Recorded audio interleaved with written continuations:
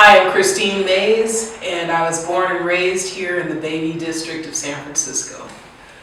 I love San Francisco. I feel like it's the fiber of who I am, and life has been good. San Francisco is a city that's very diverse, and life here in the Bayview is often hidden and undocumented. So I feel great to be a part of this and to share my experiences here and the life that I've had here in this area. I ended up here in Hunters Point because my parents were, my father was in the Navy, and they came out from all the way from Massachusetts. He was stationed here in San Francisco at the Naval Shipyard, and he loved San Francisco, and he convinced my mom to start a life here, and that's how I ended up here in San Francisco.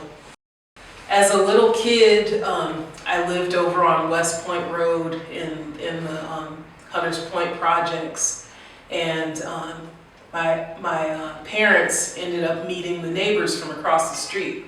It was a couple named Isabel and Eugene Pons, and they had 6 kids.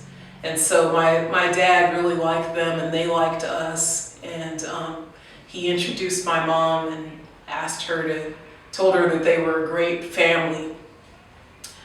Not even several months later, about 3 months later, my father died in a car accident just off of 3rd Street. And so there was my mom left as a 24-year-old widow with 2 kids. Just sort of trying to figure out her way around San Francisco. And immediately after he died, this family came over from across the street, and Isabel and Eugene said, "We want to take you in and help you." And from that point on, they became our family. Growing up in the Bayview was full of so much goodness. As a little girl, I remember playing in my friend Angela's backyard and throwing figs at each other from this fig tree that her parents had. And I remember just feeling good in the sunshine. I mean, this area gets lots of sunshine. And so there were days where I was on 3rd Street and spending time with family and friends. There were trips to this grocery store called Espastos. And I remember thinking that it was funny that it was called Espastos because it was run by an Asian family. And there were just so many things that made me into the person that I am. I spent time at the library every day in this area. And my friend April and I did homework there every afternoon. I have a splinter in my hand from childhood, from playing in these piles of wood that we weren't supposed to play in. And so, with all of that, there was also the dangerous side of the neighborhood in terms of gunshots and in terms of, crime. And, obviously everyone's has had moments of struggling in this area.